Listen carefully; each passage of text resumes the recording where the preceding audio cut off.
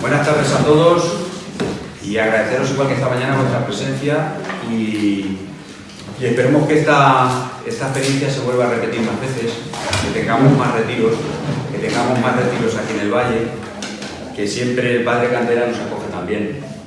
El Padre Cantera, aparte de tener yo una buena amistad con él y tener a mis hijas que lo adoran inmensamente, el mutuo lo sé, lo aprecio mucho como persona porque es muy buena persona.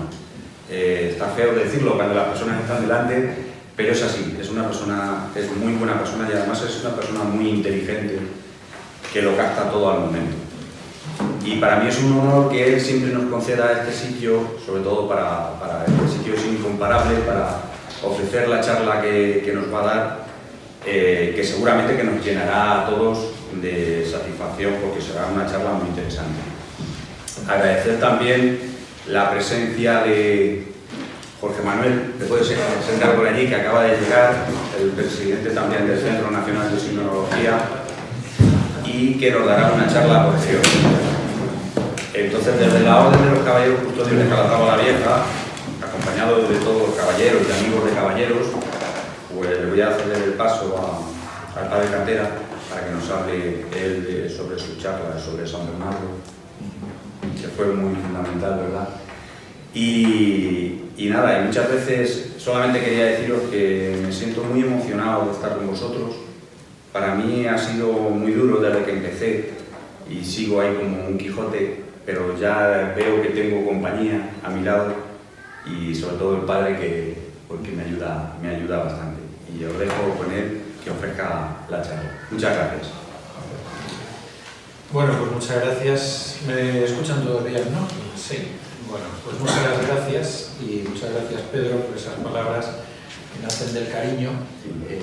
Bueno, no soy tan inteligente, ni tan bueno, ni tan quien me conoce más de cerca en el día a día, pues a lo mejor no piensa lo mismo. Así que bueno, como yo que veo mis limitaciones, ¿no? Pero muchas gracias y sí, es un honor recibir a los caballeros custodios y devolver además pues también ese recibimiento, esa acogida, ese cariño que también he recibido y hemos recibido con los niños de la Solanía también cuando hemos estado por allí en diversas ocasiones. Así que bueno, y el tema la verdad que digo, bueno, tampoco sé si les voy a decir algo nuevo, algo que no conozcan, porque pues alguien que vive al calor de la espiritualidad y de la historia de una orden militar de filiación cisterciense como es Calatrava, que lo han amado en el lugar mismo de sus orígenes, ¿no? Calatrava la Vieja, y que están impregnados pues, del deseo de revivir aquella historia, de que esto se perpetúe con unos valores permanentes que tiene una orden militar como Calatrava, vividos, cómo vivirlos en el mundo de hoy, pues el hablar, de lo que voy a hablar, que es un poquito esta relación de San Bernardo con los fundamentos de esa caballería cristiana de las órdenes militares, en concreto los templarios, pero desde lo que San Bernardo fundamenta ahí, después es lo que van a vivir todas las órdenes militares de filiación cisterciense, entre ellas las españolas y entre ellas la más importante de todas, que es la de Calatrava. Entonces, bueno, yo le dije a Pedro, digo, no sé si os voy a decir algo nuevo, ¿no? Y dice, bueno, dicho por ti seguro que está bien. Digo, bueno, otra vez el cariño, ¿no? Yo en su día, antes de entrar aquí, pues me atrajo mucho siempre la figura de San Bernardo, la orden del Cister. De hecho, pues fue una de las posibilidades que yo estuve barajando, ¿no? Cuando ante el Señor planteaba dónde me quieres, en qué orden, porque pues, me traía mucho el Cister también, y somos hermanos benedictinos y cistercienses. El Cister es una reforma que nace a finales del siglo XI de todo el tronco benedictino, de los que han sido llamados los tres monjes rebeldes por una novela de un autor cisterciense, Raymond, y que fueron San Roberto de Molesme, San Alberico y San Esteban Harding, que es el que termina de configurar de algún modo la orden cisterciense con la redacción de la Carta de Caridad, y es con el que comienza ya a coger fuerza la orden, porque los inicios, ¿verdad?, que tuvo sus dificultades, y ahí es donde entra el monasterio de Citeaux, de Cister, en la Borgoña, donde entra San Bernardo, nacido en el año 1090, donde entra él ya a inicios del siglo XII, con 30 personas de su familia, y él va, pues, a promover también un impulso definitivo en la orden cisterciense y a acabar de plasmar muchos aspectos también de su espiritualidad, que ya venía labrada desde estos tres fundadores, ¿no? San Bernardo, además, pues, por el impulso, la energía que tiene, va a llenar la vida de Francia y la vida de Europa occidental y la vida de Tierra Santa y del Oriente cristiano durante el siglo XII, y toda la herencia que él deja con todos los monasterios que él funda, empezando por el de Claraval, de donde será abad, y los monasterios que se fundan a partir de entonces son los que él tiene una vinculación bastante directa, lo que va a ser toda su época y toda su herencia, todo eso va a impregnar el siglo XII y una parte importante del XIII de la cristiandad. Y uno de los aspectos en los que desde luego influye, pues, es en ese nacimiento de las órdenes militares, en concreto directamente de los templarios, de la orden del Templo de Jerusalén. A veces se dice el Temple, pero es una forma francesa realmente, una forma un poco canicista, ¿eh? Yo normalmente digo, como decía mi maestro, el doctor Ladero, el Templo, la orden del Templo, que es la forma española, los templarios. Pero lo que ahí ya se inicia, esos primeros pasos de acoger a esa orden en la estela del Cister, en la espiritualidad e incluso en la estructura orgánica del Cister, es lo que va a hacer que después el Cister, la orden cisterciense, acoja también en su seno otras órdenes que nacen, como es la fundada directamente por un abad cisterciense, San Raimundo de Fitero, que es la orden de Calatrava, ¿no? La orden de Calatrava, además, podemos decir, o de San Raimundo de Fitero, ¿no? Podemos reivindicar su origen realmente español, porque como natural de Tarazona, porque normalmente los franceses, a partir de algún historiador francés, pues lo han reclamado como francés y monje del monasterio de Escaladey en Francia, tal. Eso podría ser más posible. El nacimiento, desde luego, cada vez está más claro, ¿no?, porque además él había sido canónigo en Tarazona, y que como canónigo francés en la diócesis de Tarazona queda un poco raro, pero también queda un poco raro que se vaya a ser monje en un monasterio francés cuando precisamente un poco antes se ha fundado ya un monasterio próximo en los montes de Yerga. Después se traslada y finalmente se va a trasladar ya en vida definitivamente a Fitero, ¿no? Entonces, bueno, pues yo creo que podemos y debemos reivindicar la españolidad de San Raimundo de Fitero, que por cierto está representado en la cúpula de la basílica, ¿eh? En el centro, además, está junto a Santa Teresa de Jesús y curiosamente con el rostro de Miguel de Unamuno. Lo plasmó así Santiago Padrós, el mosaiquista, considerado el mejor mosaiquista español del siglo XX, porque él representó rostros históricos del siglo XVI, por ejemplo, como San Ignacio y Santa Teresa, rostros históricos de su época, como el de Unamuno, haciendo de San Raimundo de Fitero. Se autorretrató, retrató a su mujer, retrató a otras personas, bueno, pues, y luego también iba al metro de Madrid, como tenía tantos rostros que representar y personas que llamaban la atención, hacía el dibujo y lo plasmaba luego en el mosaico, ¿no? Pues mañana, si no, os podéis fijar, ¿no? Sí, sí, sí. Podéis fijar en San Raimundo de Fitero. Bueno, pues, ¿qué imprime San Bernardo? Bueno, como todos sabemos, ¿no?, imprime fundamentalmente lo que va a ser dar acogida y dar impulso y dar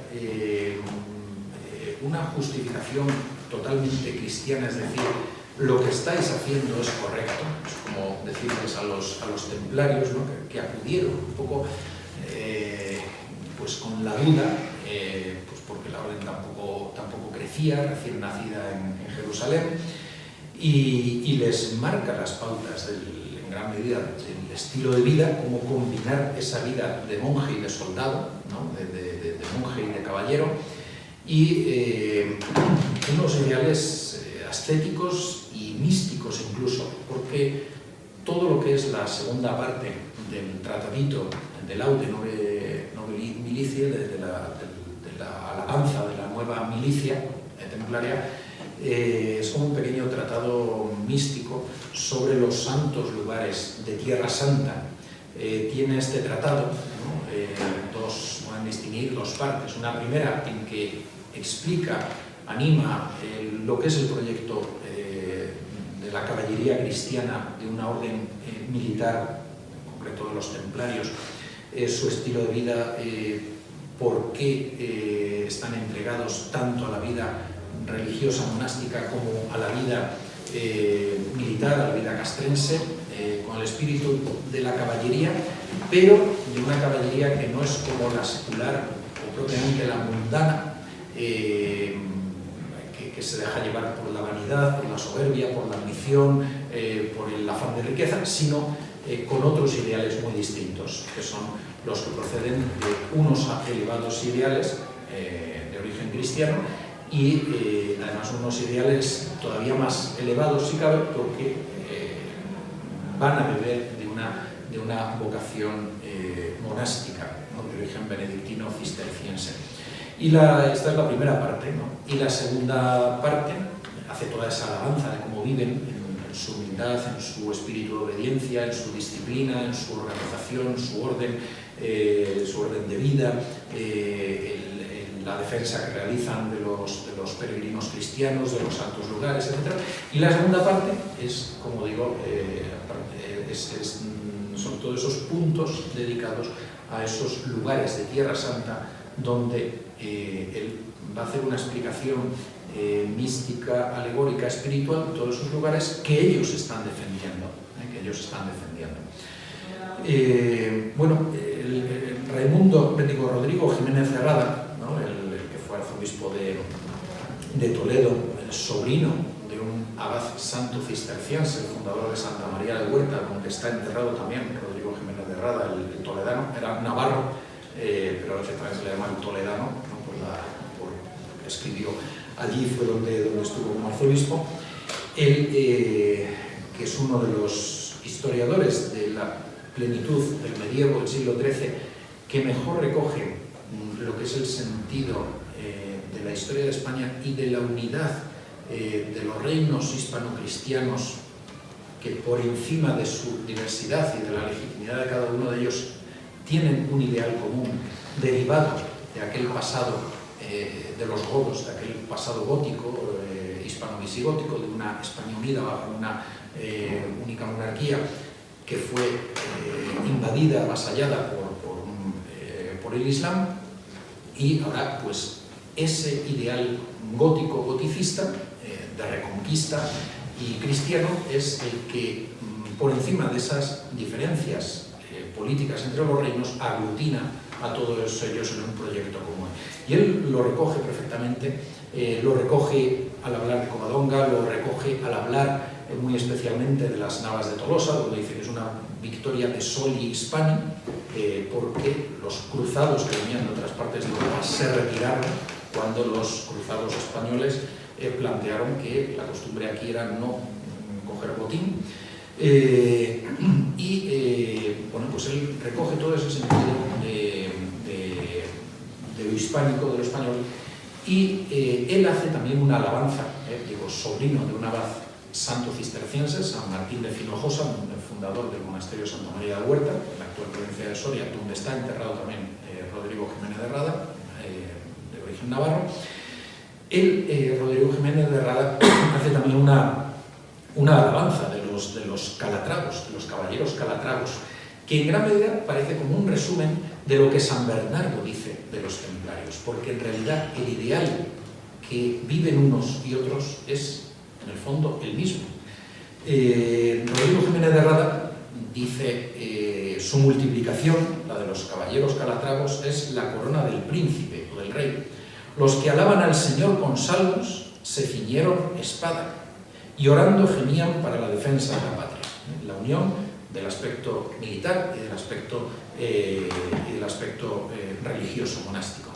Su comida es tenue y ligera, su vestido la aspereza de la lana, la continua disciplina los prueba, la guarda del silencio los acompaña, el frecuente arrodillarse los humilla, la vigilia de noche los quebranta, la oración devota los enseña y el continuo trabajo los ejercita. Que este trabajo, propiamente como caballeros, su trabajo manual es la preparación para toda la empresa castrense que tienen por delante, la preparación, todo lo que es el entrenamiento, etcétera, de los caballeros y de aquellos que les asisten, ¿no? Bueno, digo que esto es algo que San Bernardo de algún modo va a recoger también previamente cuando habla de los templarios, porque en realidad ambos viven de un mismo ideal. Bueno, al hablar de los templarios podemos también decir que los templarios en Calatrava la Vieja se rajaron, se fueron y abandonaron la plaza, abandonaron la ciudadela, y ante la dificultad que el rey de Castilla tenía para encontrar quien la defendiera, fue San Raimundo de Fitero con el venerable, San Raimundo de Fitero con el venerable Diego Velázquez, otro monje cisterciense, quienes piden al rey. Diego Velázquez mueve a su abad, a San Raimundo de Fitero, a que les, por una inspiración divina, que le solicite al rey la concesión de la defensa de la plaza. Y se cuenta en las crónicas, ¿no?, que se reían de ellos, que se van a hacer estos monjes aquí y tal, que no saben ni lo que Diego Velázquez había sido antes caballero también, pero ahora ya era monje con su hábito cisterciense, blanco y negro. ¿Qué van a hacer aquí? Bueno, pues el rey se lo concedió y el ejército que además reunieron por la predicación de San Raimundo de Fitero, haciendo lo que había hecho también San Bernardo para la predicación de la Segunda Cruzada y para la predicación que animó a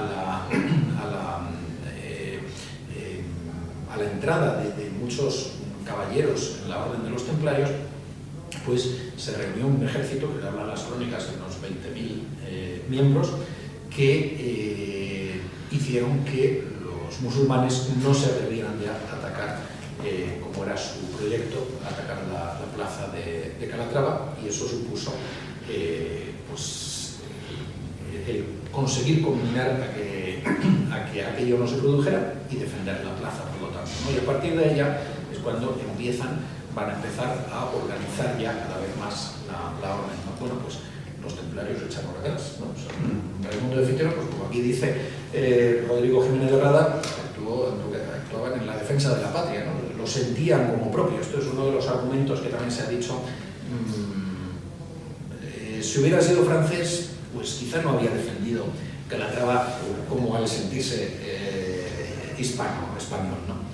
Bueno, pues por centrarnos un poquito de nuevo, San Bernardo lo que hace es, durante la Edad Media, se había ido tratando de dar unos ideales a la caballería, ¿no? Unos ideales morales, religiosos, superiores a la forma más predominante en el ejército entonces, que era o que tenía el predominio militar, la caballería, los ideales de la caballería, de lo cual hoy todavía heredamos, es decir, es un caballero, ¿no? Los ideales caballerescos, la caballerosidad, etcétera, ¿no? Cada vez menos en boga, lamentablemente, ¿no? Pero estamos en boga otras cosas, otro juego ya, sí, también.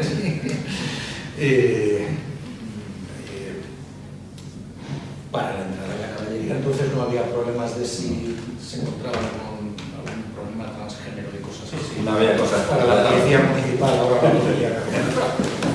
Pueden meterle. Sí, entonces estamos en confianza. Bueno, pues se habían tratado de ir dando unos ideales, ¿no? Y San Bernardo, de algún modo, es el que va a dar un paso más, no solo para una caballería secular cristiana, sino echando los fundamentos de una orden militar. En España podemos resaltar también una figura que escribe un tratadito también de gran belleza, lo escribe en catalán mallorquín, y luego que lo recogerá en gran medida sus ideas en castellano, el infante don Juan Manuel, en el libro del Caballero y del Escudero es Raimundo Lulio, Ramón Llull, mallorquín.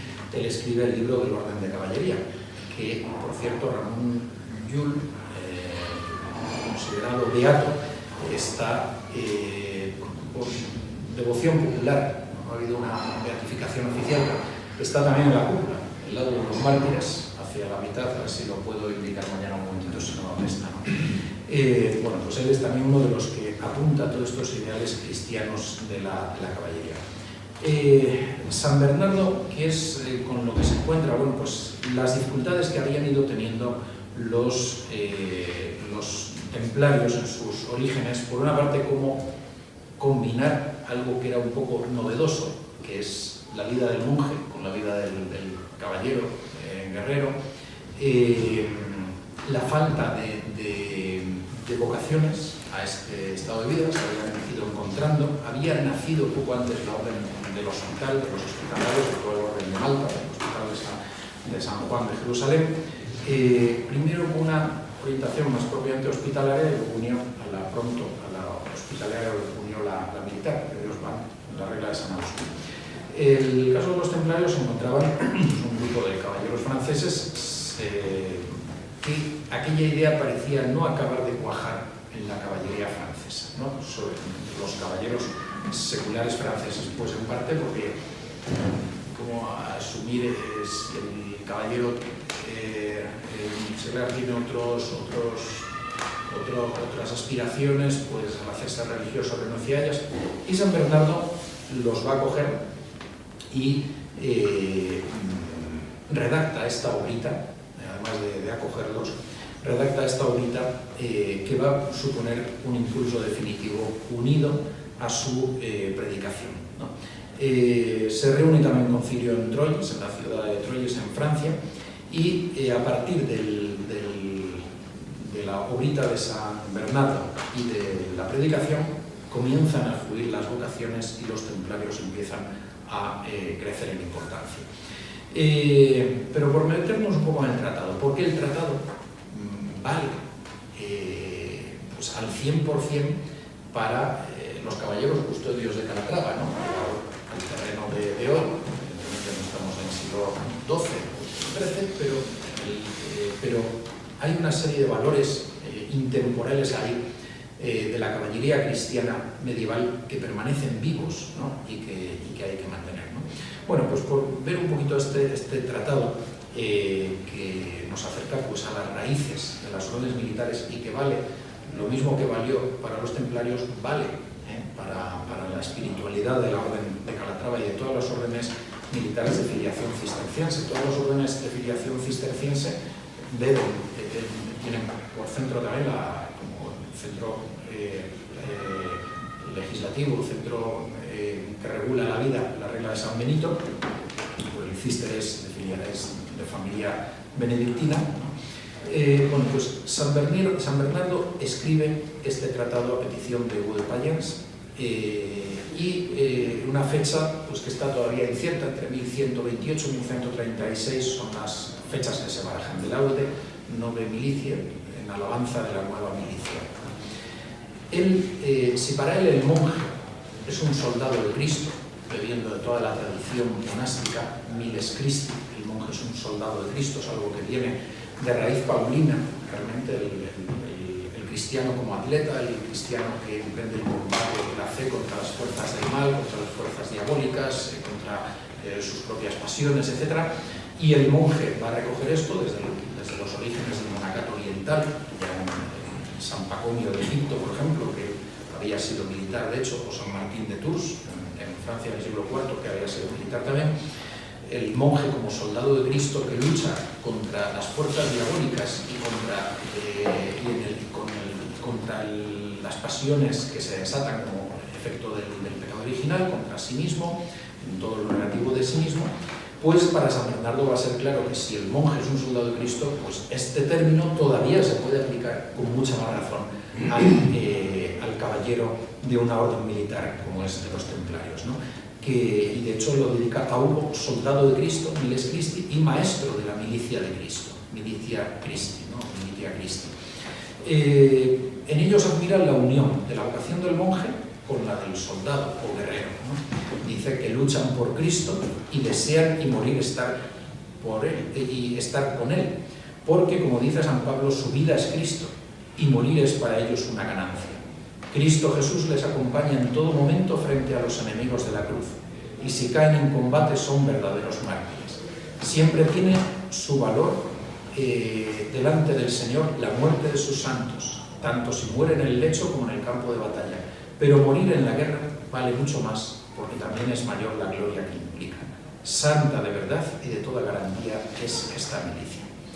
Él justifica el uso de la fuerza en la guerra y el hecho de tener que matar, que era algo que podía preocuparle lógicamente. Somos religiosos, ¿cómo hacer esto? Él dice que lo que realizan más que un homicidio es un malicidio, ¿no? Porque combaten a las fuerzas del mal y a aquellos hombres que están al servicio de esas fuerzas del mal, y lo hacen en defensa de los cristianos, ¿no? Como defensores cristianos, defensores de los cristianos. Él ensalza el valor cristiano de la milicia, va a recoger lo que es la idea, la teoría de la guerra justa, que inician fundamentalmente San Agustín y San Gregorio Magno, primero San Agustín, en el siglo IV-V, probablemente, y él además recuerda a San Bernardo en este tratadito que San Juan Bautista, cuando acudieron a él unos soldados romanos, no les echó en cara el ser militares, el estar dedicados a la milicia como algo malo, sino únicamente les dijo que no cometieran abusos, que no recaudasen impuestos abusivos, etc., pero no hizo una negación del valor de la milicia de San Bernardo, también esto efectivamente como un valor positivo de la milicia, ¿no? Como que San Juan Bautista aprueba, digamos, esa profesión, la profesión militar o castrense, ¿no? Además, él señala por qué surge esta milicia allí en Tierra Santa, que en nuestro caso sería en España, las órdenes militares españolas, y digo españolas en amplitud, incluyendo las portuguesas, ¿no? El concepto de las Españas medievales, ¿no? Nacen en un contexto en el que la amenaza del Islam la tenemos aquí en nuestro propio territorio, sin necesidad de tener que ir a Tierra Santa, ¿no? Pero en concreto, en el caso de los templarios, él habla de la situación que se vive en Tierra Santa, donde en Jerusalén ha sido recuperada para la cruz, esto veremos como uno de los argumentos fundamentales, pero padece el peligro de que regrese la media luna. Y gracias a los cruzados y a los templarios, dice, tenemos una ciudad fuerte en Sion, y arrojados ya los enemigos de la ley de Dios, puede entrar en ella el pueblo justo que se mantiene fiel, porque gracias a la recuperación de Jerusalén en la primera cruzada, pudieron los peregrinos cristianos volver a Tierra Santa, volver a peregrinar a los santos lugares. Dice, por eso hay que desenvainar la espada material y espiritual de los fieles contra los enemigos oliviantados, para derribar todo torreón que se levante contra el conocimiento de Dios, que es la fe cristiana. Él alaba la milicia, esta milicia de Dios, exalta sus virtudes y su modelo de vida. Leíamos antes lo que decía Rodrigo Jiménez de Rada para los calatravos, pues previamente San Bernardo había dicho cosas muy semejantes para los templarios, porque viven los dos lo mismo, ¿no? La gran disciplina, la obediencia, la austeridad, la pobreza, la vida en común, la castidad, la comunidad de bienes, la unidad de espíritu, el vínculo de la paz, la preparación militar, el compañerismo, la ausencia de prerrogativas por su alcurnia, en sus orígenes al menos, porque ya esto evolucionaría de otra manera, ¿no? Sabemos que, claro, militar de la guerra con tiempo se convertiría en algo nobiliario, pero en su origen, pero en su origen empezaban estas diferentes entre unos y otros, ¿no? Yo no sé cómo habría que llamarles, si monjes o soldados. Creo que para hablar con propiedad sería mejor decir que son las dos cosas. Dios se los escogió para sí y los reunió de todos los confines de la tierra. Y ellos, estos caballeros, esperan la victoria del Dios de los ejércitos, que es el Dios Sabaoth, el Yahvé Sabaoth, se ha traducido últimamente como el Dios del universo, el Sanctus. Sanctus Sanctus Dominus Deus Sabaoth, Yahvé Sabaoth, el Señor de los ejércitos angélicos, pero también de los ejércitos terrenales, ¿no? Bueno, ellos, dice, esperaban la victoria de él. Y señala a San Bernardo un modelo de caballero totalmente distinto de aquel del caballero secular que decíamos antes, frente a la ambición, frente al afán de poder, frente a la soberbia, frente al afán de dominio, etc. El caballero cristiano, el caballero templario en concreto, además de toda una serie de cualidades castrenses, tiene también una serie de cualidades humanas y espirituales que apuntan a la línea de la humildad, de la sencillez, de la caridad. Él describe el templo de Jerusalén, donde vive este devoto ejército, lo denomina conmovido por su rey Dios y dispuesto para su defensa. Y dice que muchos se ha obrado una auténtica conversión, que empezaron como caballeros del mundo, pero alcanzaron una vida de santidad en la orden, ¿no? Y especialmente en Jerusalén. A partir del capítulo 5, avanzado el 5, hace ese canto de la ciudad santa y de los demás santos lugares, lo que decíamos, ¿no? Hace como hay una parte aquí como mística, da un sentido místico a todos esos santos lugares que están defendiendo y protegiendo los caballeros templarios. Belén, Nazaret, el Monte de los Olivos, el Valle de Josafat, el Jordán, el Calvario, el Sepulcro, Betfagé y Betania. Los define como delicias del orbe, tesoro del cielo, heredad de los pueblos fieles. En ellos el peregrino encuentra un gran gozo y la custodia, dice, ha sido confiada por Dios a los templarios. Como decíamos, en el caso de las órdenes militares hispánicas, van a tener la posibilidad de defender a los cristianos en la propia tierra española, ¿no? Sin necesidad de ir allí, porque aquí tenemos la amenaza islámica directa. Como decimos, esto supuso un impulso enorme para la Orden del Templo, ¿no? Este tratado y la predicación que hizo. A partir de ahí, San Bernardo escribió varias cartas recomendando a estos caballeros, alabó a algún noble que decidió incorporarse a ellos, como el conde Hugo I de Champaña. Tenía un tío, Andrés, que era templario, miró igualmente con muy buenos ojos también a los caballeros de la Orden del Hospital, a los monjes soldados del Hospital. Defendió a los, o presentó a los caballeros templarios en algunas de estas cartas como defensores valientes de la Iglesia, y no duda que su vocación es en verdad concedida por Dios, dice él, ¿no? Bueno, un elemento que yo creo que es importante considerar también, unido a este del tratado de la alabanza de la nueva milicia, es lo que supone la teoría bernardiana, la teoría de San Bernardo acerca de la cruzada, para entender lo que es esta empresa militar que emprenden los templarios y que van a asumir también las otras órdenes militares, entre ellas la de Calatrava. La teoría cristiana de la cruzada se empieza a desarrollar a partir de Urbano II, el papa que proclama la primera cruzada, papa que había sido monje negro, monje benedictino cluniacense. Pensaban que en la Edad Media a los benedictinos, fundamentalmente a los cluniacenses, de los cuales nuestra congregación benedictina de Solesmes es heredera jurídica y canónica, somos herederos de los cluniacenses y otras dos congregaciones francesas, se les llamaba a los monjes negros por el hábito y la cuya, y a los monjes cistercienses les llamaban los monjes blancos. El hábito es blanca la túnica, el escapulario negro y la cuya blanca. Bueno, pues Urbano II, el papa cluniacense, es el que proclama la primera cruzada, porque a partir de aquí se empieza a desarrollar una teoría de la cruzada. Pero San Bernardo va a ser uno de sus mayores exponentes,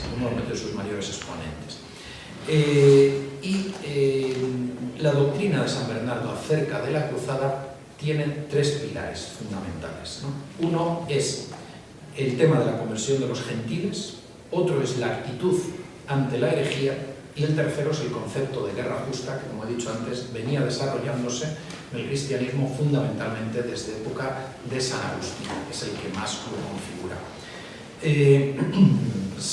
San Bernardo dedicó un tratado sobre la consideración al Papa Eugenio III, que había sido discípulo suyo, había sido monje cisterciense, y en él señala como uno de los deberes del Papa el de esforzarse por corregir a los herejes, convertir a los gentiles, reprimir a los ambiciosos. Y recoge lo que se llamaba, ya de época de papas anteriores, la teoría de las dos espadas, la espiritual y la temporal. El Papa tiene las dos espadas, principalmente la espiritual, porque la material, la temporal, que la ha recibido también, la delega, sin embargo, en el poder político y en la fuerza militar. Y animará a que en la cruzada el Papa emplee ambas. Sobre la conversión de los gentiles, bueno, pues probablemente se refiere a los pueblos de religiones paganas. Normalmente en esto, salvo en algún episodio como algunas conversiones forzadas de los sajones en época de Carlomagno, la Iglesia había optado normalmente siempre por los medios pacíficos, mediante la catequesis y la adhesión voluntaria al cristianismo. En el ámbito germánico sí se utilizó más la fuerza con los pueblos del este, entre ellos en la orden teutónica. En el caso del Islam es distinto para la cristiandad medieval. No se trata tanto de la conversión de los infieles como del segundo parámetro que decíamos, que era el de la herejía. En la Edad Media cristiana, en el Oriente cristiano y en el Occidente cristiano, y es una idea que viene propiamente del Oriente, sobre todo fundamentalmente de San Juan Damasceno, que en Damasco él conoce el Islam muy bien por dentro, su familia y él han trabajado en la corte de los Omeyas, y luego él se retira a vivir como monje al monasterio de San Sabas, en Palestina, Jordania, en Palestina. Él es el que, muy buen conocedor del Islam, en el siglo VIII, va a definir el Islam como una herejía más. Y en gran medida tiene razón, y esa es la idea que se va a recoger en el occidente cristiano durante la Edad Media muchas veces, ¿no? ¿Por qué? Pues porque realmente el Islam nace como una amalgama de elementos de las religiones preislámicas de Arabia, incluso de una rama monoteísta que existía allí, a la que alude mucho Mahoma, que se considera sus herederos. Es una amalgama también de elementos judíos y de elementos cristianos. Cristianos sobre todo que llegaban a través de algunas herejías como el nestorianismo, porque en la zona de la Meca y de lo que se conoce toda esa zona como de la Arabia feliz, toda esa zona fuerte, de fuerte impronta caravanera, comercial, sobre todo la Meca, que era un punto de referencia en las religiones preislámicas de Arabia y como punto de encuentro mercantil, comercial, económico, llegaban allí, había comunidades presentes o llegaban de judíos, cristianos, y todo esto, estas ideas se manejaban en los conceptos religiosos de estas religiones se manejaban por la Meca, y todo esto le llevó a Mahoma, ¿no? Entonces, bueno, pues cuando uno lee el Corán, fundamentalmente, y los hadices, y el pensamiento de Mahoma, realmente uno descubre que incluso en sus reinterpretaciones que hace de la Sagrada Escritura, pues él ha oído campanas, y bueno, estos me escuchan en algún sitio ahora como en vivo, pero bueno, es así. Mahoma lo que hace es una amalgama de ideas que le han ido llegando. Y entonces, esto, pues San Juan Damasceno, muy acertadamente, padre y doctor de la Iglesia, lo concibe, le entiende pronto que es una religión nueva, sí, pero es como una herejía más que surge dentro del cristianismo, ¿no? Un error nace dentro del cristianismo, una amalgama de elementos paganos, de elementos judíos y de elementos cristianos, y además de elementos cristianos heréticos. Es lo que suele conocer, pero él la llama así, como la herejía de los agarenos o ismaelitas, como descendientes de Ismael, de Agar, la esclava, y de Ismael, el hijo de la esclava, ¿no? Frente a los herederos de Isaac, de Sara y de Isaac, por parte de Abraham. Bueno, pues es una herejía, por otra parte, que además la cristiandad medieval va a entender no solo como una herejía, sino que además se presenta de un modo beligerante y amenazador hacia Europa, hacia el mundo, hacia la cristiandad. El Islam tiene la yihad, la guerra santa, literalmente el esfuerzo, como uno de sus fundamentos. A esos 5 pilares del Islam se añade normalmente un sexto, que es la guerra santa, la yihad. Y su concepción del mundo, dar al Islam el territorio de la guerra, el territorio del Islam, está orientado a la conquista del mundo no islamizado, para islamizar.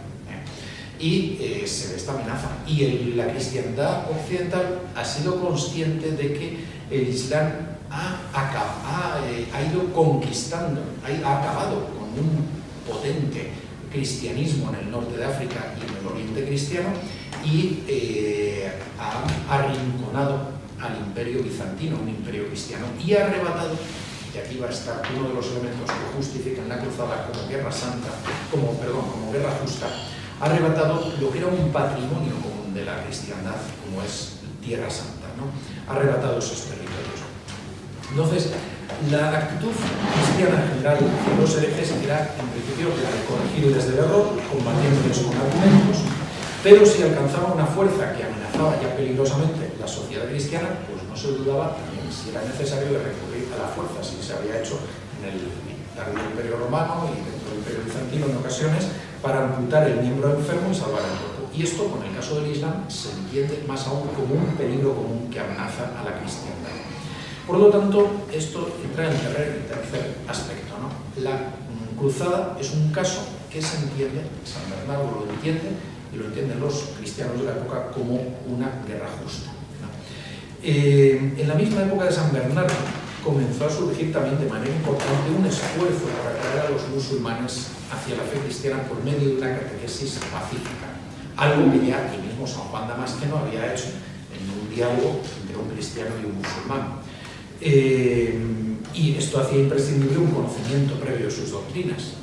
Tal es el caso, por ejemplo, del benedictino cluniacense, el abad Pedro el Venerable, amigo de San Bernardo, que emprende la traducción del Corán al latín, la que luego realizará San Francisco de Asís, intentando evangelizar incluso al sultán, o la del antes aludido, uno de los que encabeza el modelo de la caballería cristiana, como Raimundo Lurio, nuestro Raimundo Lurio mallorquín. Bueno, pero todo esto no era contrario, en ellos no eran contrarios al uso de la fuerza si este era necesario.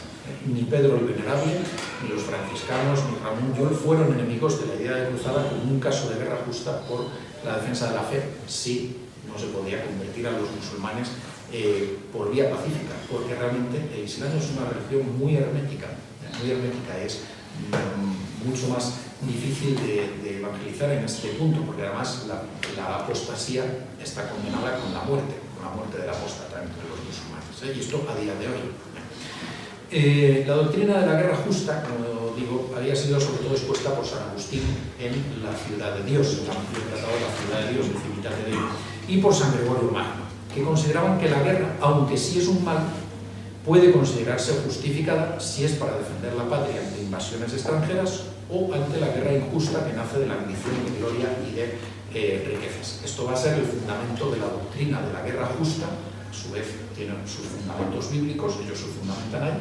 que forma parte de la doctrina de la Iglesia.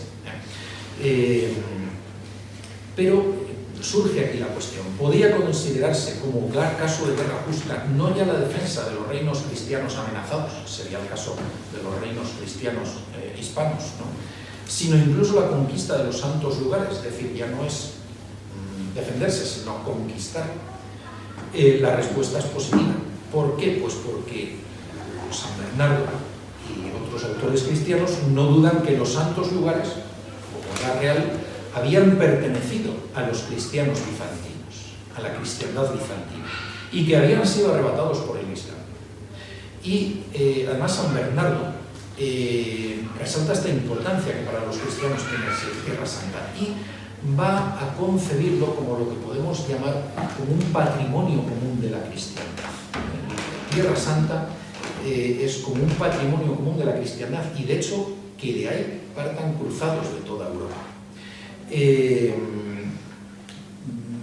De hecho, cuando es conquistada Jerusalén, la primera cruzada, no se reparte Tierra Santa entre los reinos europeos, sino que se constituye un reino totalmente nuevo, el de Jerusalén, cuyo monarca además en un inicio no va a tener el título de rey, porque se considera como un patrimonio común de todos. Y San Bernardo exalta también el ministerio del patriarca de Jerusalén, define esa tierra como tierra maravillosa, de salvación, porque Jerusalén es un lugar santo, el más santo de la tierra, que ya es el lugar del Señor, Locus Domini. Y él resalta además que más que una conquista, la conquista de Jerusalén ha sido una reconquista. Las espadas de los antepasados eliminaron la inmundicia de los paganos. Y ahora la defensa de Jerusalén tiene un carácter semejante, solo que ya no se trata de su recuperación, sino de su consolidación. Hay que defender el reino de Jerusalén ante la amenaza islámica. Dice, la están ocupando los malvados, penetrarán en el santuario de nuestra religión, profanarán el santo de los santos. Un asunto grave y muy importante para toda la tierra es esto, porque es la tierra del Señor, la tierra de su herencia, y se ve amenazada. Y es además San Bernardo concibe la cruzada como una guerra justa para defender a la Iglesia oriental, que se ve amenazada por el Islam, y a los cristianos de ella, que son perseguidos, martirizados, ¿no? Él hace clamar por el profundo y dolorido gemido de la Iglesia oriental, hacia la que debe existir una gran compasión, como un deber de caridad hacia el prójimo, porque los cristianos hundidos allí han soportado ya mucho. Y se trata también de defender al mismo Cristo. A nuestro rey se le acusa de traidor, se niega que es Dios y se dice que fingió falsamente lo que no era.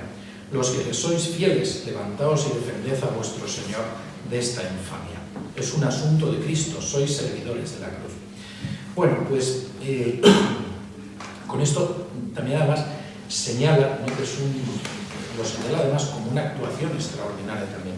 Un peligro excepcional reclama una actuación extraordinaria, de ahí que pida la intervención del Papa Eugenio III también para levantar, pedir también que se alce no solo la espada espiritual, esa teoría de las dos espadas, sino también la espada temporal, ¿no?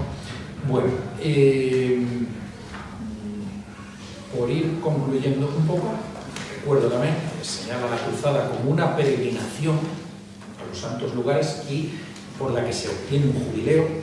Muchos de los que van allí se convierten.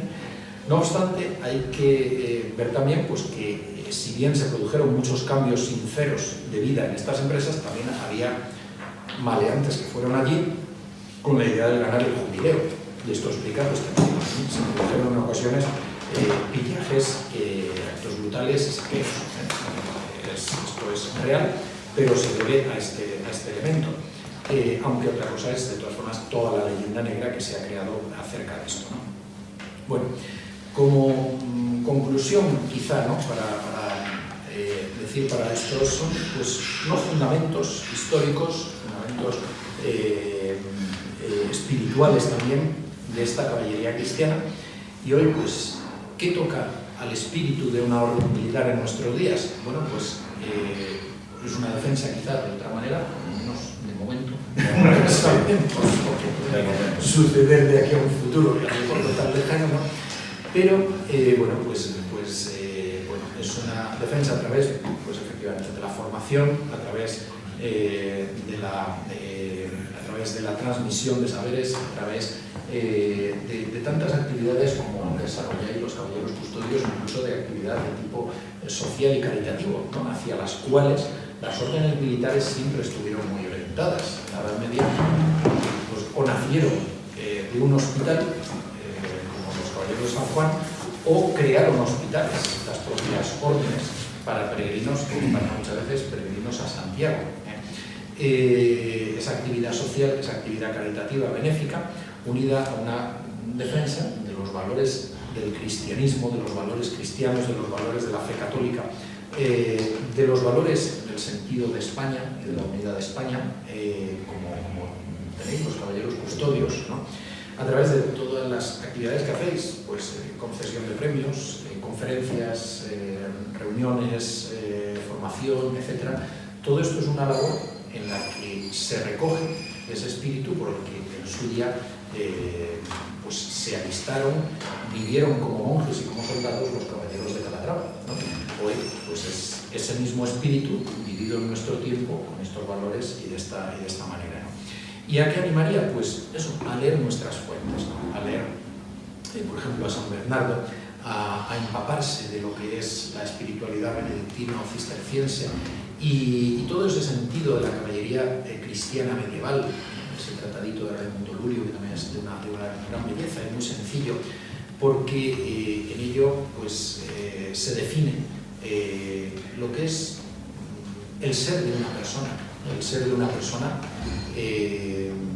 desde una visión antropológica completa de lo que es el ser humano, que trata de elevarse a un grado de perfección al que Dios le llama y que Dios, por la gracia, nos hace posible, ¿no? Viviendo esa vida de la gracia que se nos transmite a través de los sacramentos y la vida de la gracia que se nos otorga por medio de la Iglesia.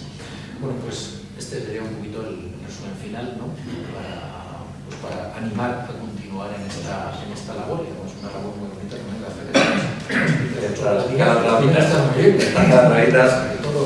todo contigo. Muy bien. Así pues te agradecemos. Espero no haber sido muy pesado ni haberme repetido un poco más. No, bien. Te agradecemos enormemente la charla que nos has dado y bueno, que nos infundas sobre todo mucho ánimo para que vayamos siguiendo con esta labor que hemos empezado y que todos intentamos aportar nuestro granito de arena y que nos acojas como también nos acoge siempre que venimos aquí a veros a ti y a otra congregación. Y nada, darte sinceramente las gracias. Un aplauso.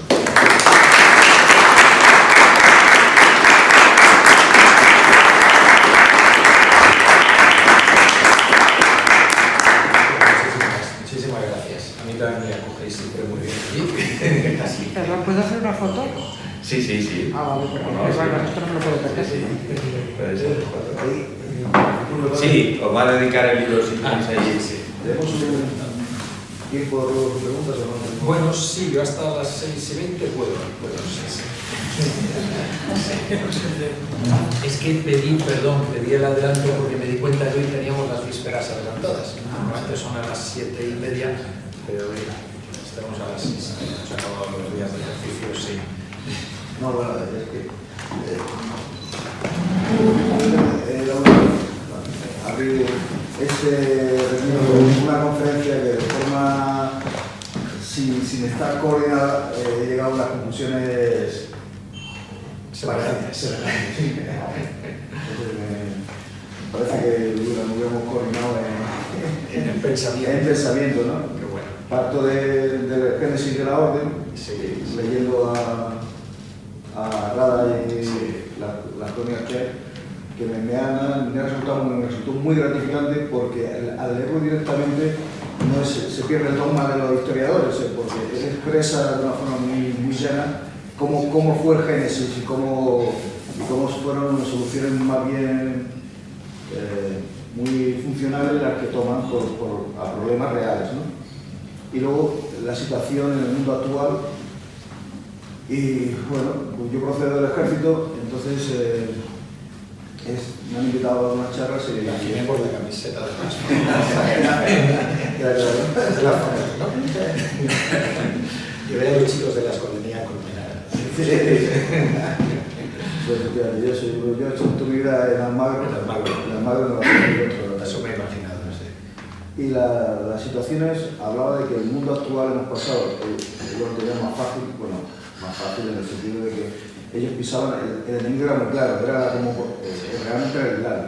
Y el mundo actual se ha vuelto muy líquido, muy líquido. Entonces, el ejemplo que he dado al final, ellos, sus problemas eran terrenales, pero pisaban tierra.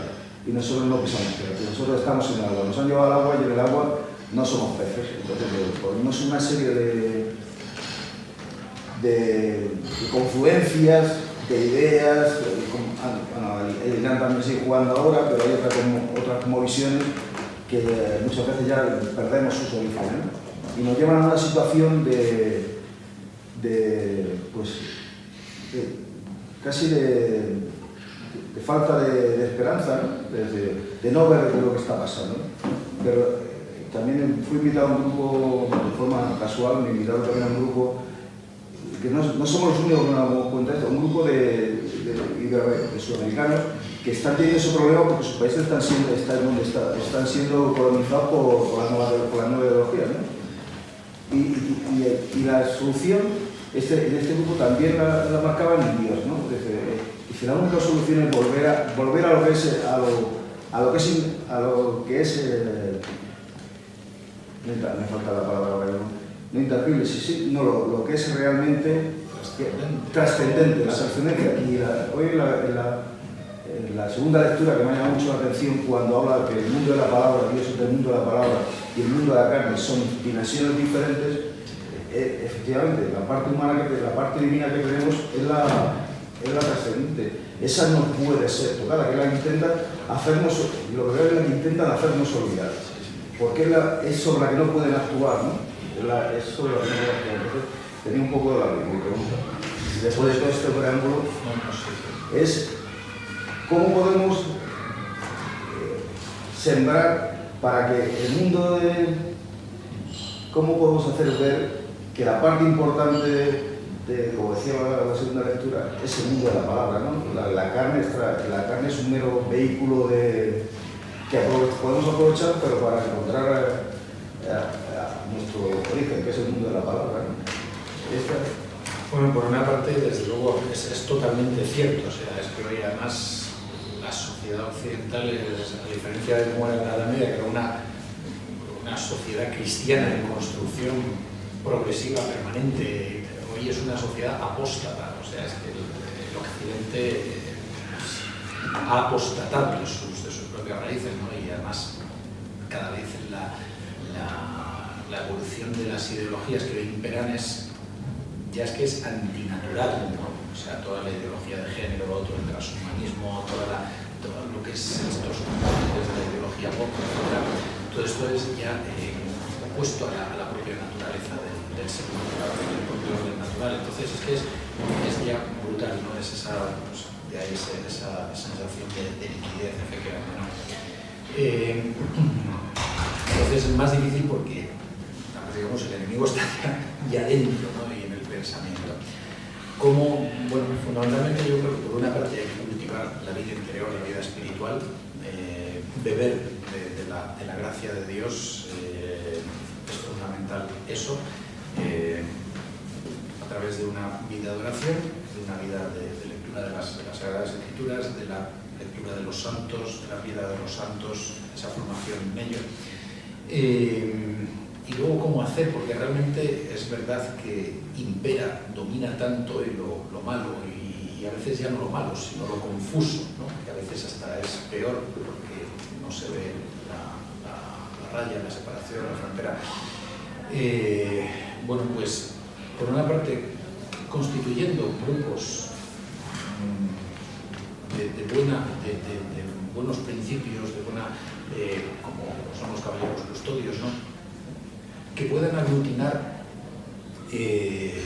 toda una serie de iniciativas que nos hacen evitar el peligro de vernos solos, que muchas veces es el peligro que podemos tener, ¿no? En nuestro mundo de hoy. Es que cada vez parece que quedamos menos, ¿no? Que estamos ya siendo como ese resto de Israel que hablaban los profetas del Antiguo Testamento, ¿no? Bueno, pues grupos que tengan una serie de valores y principios comunes, los que hemos señalado, y a partir de ahí pues tratar de difundir pues todos estos valores y estos principios, ¿no? Entre ellos pues esa supremacía de lo espiritual, sin que eso signifique un destierro de la importancia de los aspectos temporales, ¿no? Pero bien encauzado y bien jerarquizado todo. Y bueno, luego está en las personas que tengamos en nuestro entorno, también lo que podamos hacer con ellos, pero hoy pues yo creo que desde luego es fundamental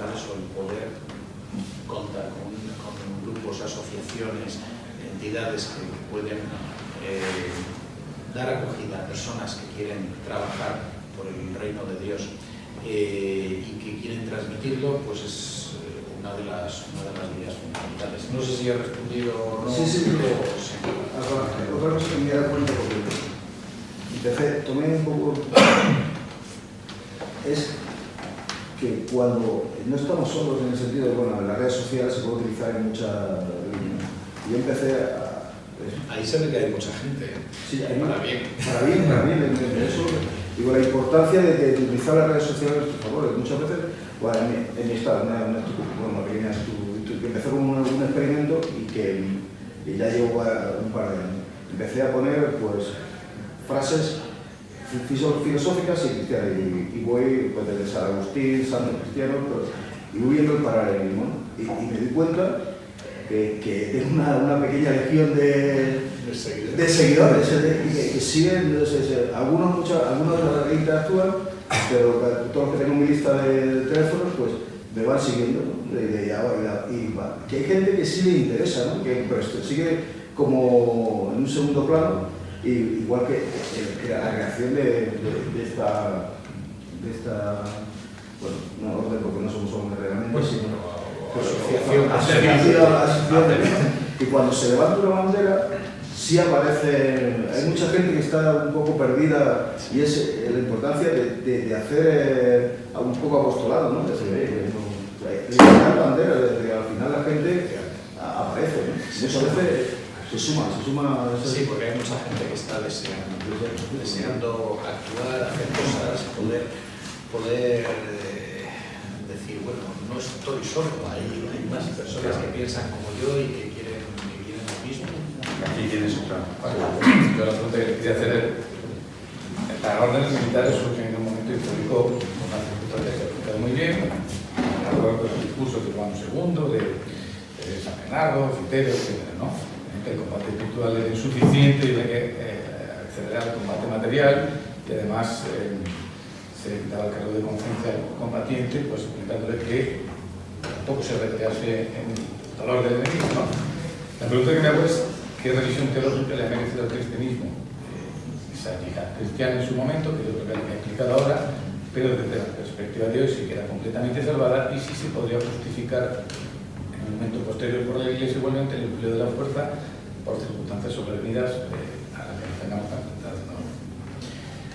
Bueno, cuando han venido los problemas de conciencia cristiana por influencia del mundo exterior de hoy, el mensaje pacifista, etc., ha sido a partir de los años 60, 70 fundamentalmente, cuando ha venido un espíritu crítico hacia el espíritu de las cruzadas, de las órdenes militares. Realmente en el cristianismo católico pues siempre se entendió incluso como una epopeya, ¿no? La epopeya de las cruzadas, evidentemente, toda empresa emprendida por seres humanos, por hombres, pues hay puntos positivos, puntos negativos, hay lo que decía, ¿no? Pues hay actos de heroísmo y hay actos de caridad y hay actos brutales, ¿no? Eso siempre se decía, pero una visión negativa hacia el concepto de cruzada y tal es más reciente, digamos, ¿no?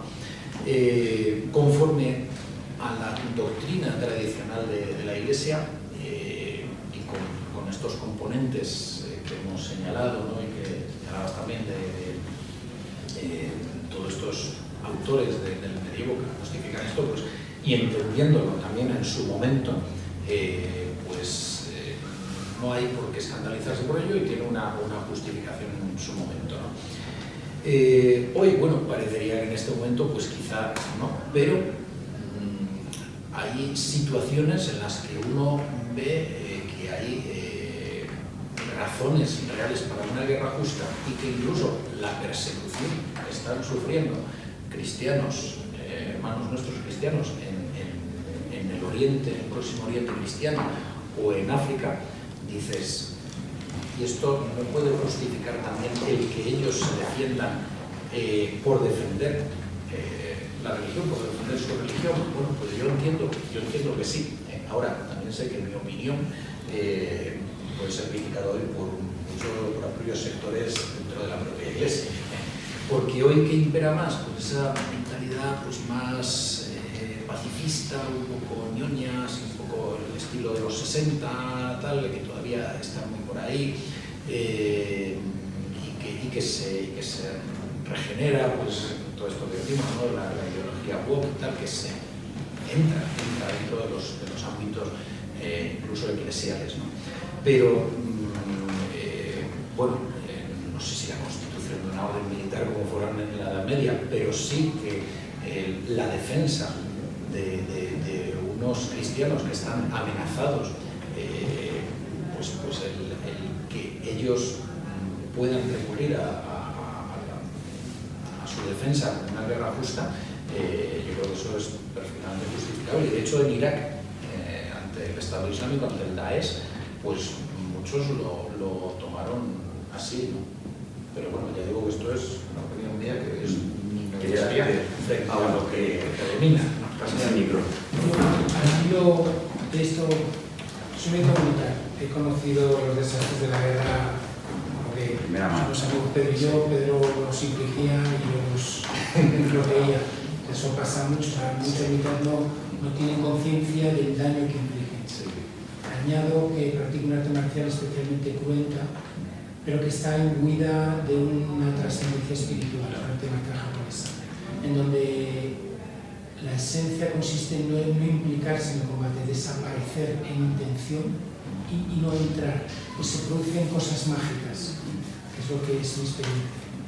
Dicho esto, o sea, que conozco la parte militar, yo he observado una transición, digamos, en los métodos, porque el cristianismo nació en el seno de un imperio duro y en apogeo, y triunfó en ese imperio mediante el testimonio, llegando al martirio.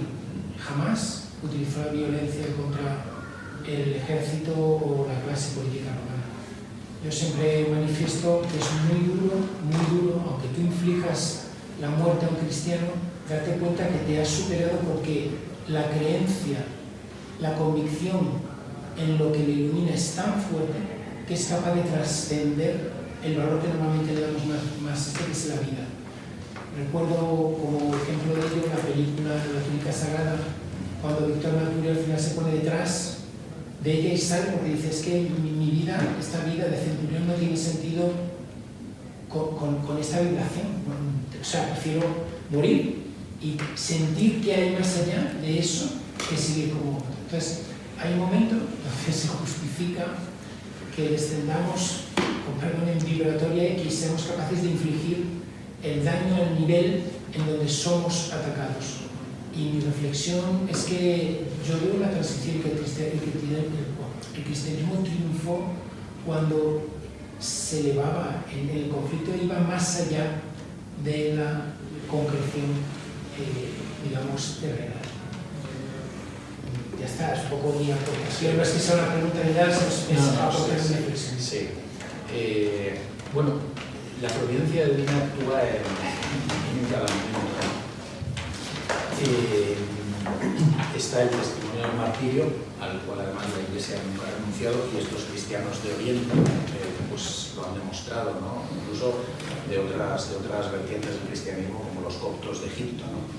Pero también es cierto que el cristianismo no hizo nunca una condena de la profesión militar, y siempre justificó también la legítima defensa en un caso de necesidad, ¿no? Y el propio Concilio Vaticano II y los papas posteriores lo han hecho, ¿no? En el Gaudium et Spes lo señala, por ejemplo, el Concilio Vaticano II. Es decir, ahí no ha habido un cambio propiamente en la doctrina de la Iglesia, porque no se entiende la guerra como un bien, sino siempre se entiende como un mal. La guerra de por sí es un mal, ¿no? Pero en algunos casos puede llegarse a la necesidad. Lo cual no quita, evidentemente, que el cristiano siempre está, vamos a ver, abierto, sobre todo lo que tiene que ser es el no odiar al enemigo, ¿no? Y de hecho ahí hay testimonios en nuestra guerra del 36, bueno, donde combatientes incluso, ¿no? Como uno que está en proceso de beatificación, Antonio Rivera, el de Toledo decía disparad pero sin odio, ¿no? ¿Por qué? Pues porque hay ese deber de defenderse, pero la cuestión es hacerlo efectivamente sin odio, ¿no? Sin odio, que eso es buena parte del ideal que se trata de transmitir también en la Edad Media al caballero cristiano, ¿no? De ahí que de hecho en España, lo que decía antes, la práctica era no coger botín a los musulmanes, cuestión que los cruzados europeos en las navas de Tolosa no aceptan y por eso se retiran, ¿no? ¿Por qué? Pues porque hay esa actitud de buscar digamos, el perdón sobre el enemigo, ¿no? Que es la actitud que va a tener también Fernando III el Santo, San Fernando, ¿no? Una actitud pues, después de condescendencia hacia el enemigo, ¿no? Bueno, pues, pero el cristianismo también, bueno, en la Edad Media tuvo un crecimiento muy notable y había martirio, los mártires mozárabes, pero había también un desarrollo pues, de toda esta actividad, ¿no? Ahora, es verdad que el cristianismo en la antigüedad triunfó fundamentalmente por la providencia se valió de dos medios que conquistaron muchas veces los corazones de los romanos. Uno fue el martirio, porque los romanos observaron también que esa actitud hacia la trascendencia, hacia el morir por ir cantando al martirio, o estaban locos, o si había una razón superior. Y el otro testimonio fue el de la caridad, ¿no? El de mirad cómo os llaman, decía Tertuliano, que lo decían los paganos, y que algo que intentó imitar Juliano el Apóstata, el emperador Juliano el Apóstata, pero que no consiguió, que era ese desarrollo de la caridad, de la beneficencia, de la acción social, que en momentos, por ejemplo, de peste, los cristianos no solo acogían a cristianos, sino que acogían también a los paganos en los hospitales, los cuidaban, etc., ¿no? Entonces, fueron los dos testimonios que efectivamente cambiaron el mundo romano. Pero es verdad que al mismo tiempo, como digo, nunca hubo una condena de la profesión militar. Sí que lo que hubo una condena fue de los abusos cometidos, digamos, en la guerra, ¿no? La guerra entendida como un mal, pero el que a veces, pues, lamentablemente, no queda más remedio que recurrir como una defensa legítima. Padre, la última palabra, que sé que se tiene que marchar, es la última pregunta. Una pregunta que le quiero hacer en torno a que sabemos que el diablo se disfraza de muchas formas. Y una de ellas creo que ahora mismo es la religión esta que se llama la Nueva Era, que viene sobre todo de la masonería y que está influenciando a mucha gente. ¿Qué podemos hacer ante esta peste del siglo XXI? Bueno, la Nueva Era tiene varios orígenes y componentes, incluso alguno de algún autor cristiano. Tomamos mucho, por ejemplo, de un jesuita que es Teilhard de Chardin, tomamos puntos de él. Es un neognosticismo, digamos, las antiguas herejías gnósticas que reunían elementos cristianos y elementos paganos, filosóficos o religiosos, y es un neognosticismo. Y luego tiene muchas ramificaciones, ¿no? ¿El qué poder hacer? Pues fundamentalmente sí, porque hay un deseo, o sea, el ser humano tiene un deseo de espiritualidad, y ante una sociedad materialista pues busca a veces los sucedáneos de la espiritualidad, y la Nueva Era es un sucedáneo de espiritualidad, ¿no? Y renuncia, muchas veces pues hoy se renuncia a lo que han sido la tradición cultural, espiritual de Occidente, para buscar, como pasaba también en el Imperio Romano en cierto momento, cuando además de triunfar el cristianismo triunfan paralelamente, luego retrocederán las religiones mistéricas, es un poco el paralelismo muchas veces al afán por el exotismo oriental y por la Nueva Era. Bueno, nosotros lo que tenemos es que presentar la viveza y la claridad del mensaje cristiano. a través de sus textos, a través de los puntos y a través de la gracia, ¿no? De los medios de la gracia, desmontando los engaños también los que lleva la nueva era. Hay a veces testimonios de personas que han pasado por la nueva era y han visto pues el vacío real que luego existe, ¿no? Y ese tipo de experiencias pues son muy bonitas, porque muchas veces los testimonios de conversiones son lo más bello que hay para tocar corazones, ¿sabes? ¿No? Porque, y sobre todo para personas que están en un proceso semejante, que están a lo mejor pues, confundidas ahora, en este caso concreto por la nueva era, y ven a alguien que ha pasado por eso y cómo ha discernido que eso no le llenaba, que incluso le acababa conduciendo negativamente, y cómo ha salido de ahí. Entonces, yo me acuerdo que hubo hace años, se publicó en la editorial Monte Carmelo, era un sacerdote de una congregación nueva en Francia y Bélgica. ¿Ha oído el toque? Sí, debería ahora, gracias. No recuerdo lo que pasa, no me sale Berlinde, me parece que era Berlinde con V, que era experiencia prohibida, de Lars Ran al monasterio. Él contaba cómo se había formado de pequeño en el cristianismo, luego había abandonado y luego se había inclinado por algunas sectas hindúes, el hinduismo tal, y luego evolucionó hacia una nueva era. Él ahí cuenta su proceso de conversión. Lo que pasa es que cuenta la primera fase, toda la fase en que está en el hinduismo, y la parte también en que ve pues, como el hinduismo no está dentro del cristianismo, ¿no? Como experiencia espiritual y teológica. La pena es que promete un libro de su paso por la nueva era y que yo sepa no lo ha publicado. No sé si luego lo publicó o no. En español yo por lo menos no he tenido noticia.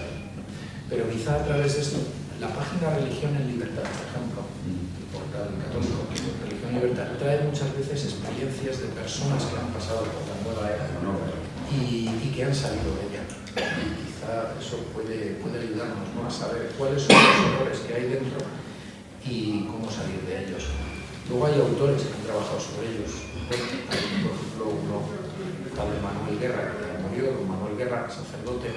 Él era un especialista en sectas y trató mucho sobre la masonería, y uno de los puntos que tocó últimamente fue también un diccionario de sectas, donde trata todas, donde ya pasa la nueva era, y él es uno de los que puede aportar también eso. Muy bien, pues sin una más pregunta, muchísimas gracias.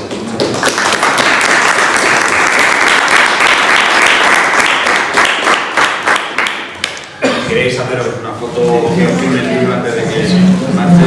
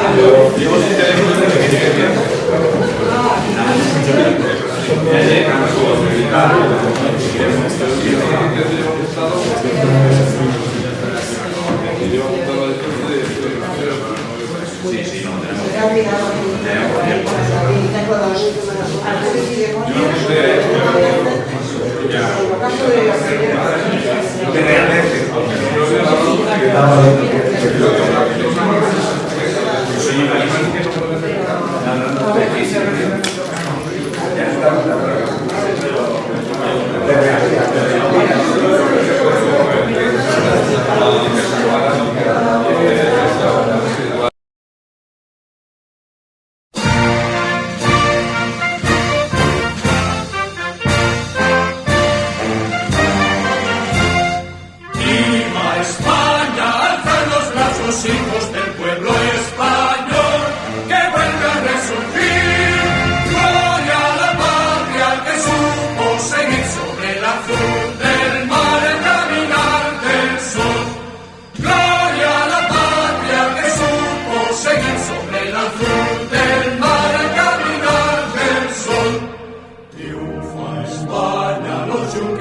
las ruedas cantan al compás del himno de la fe. Triunfa España, los yunques y las ruedas cantan al compás del himno de la fe. Juntos con ellos cantemos de pie la vida nueva y fuerte de trabajo y paz. Juntos con ellos cantemos de pie la vida nueva y fuerte de trabajo y paz. ¡Viva!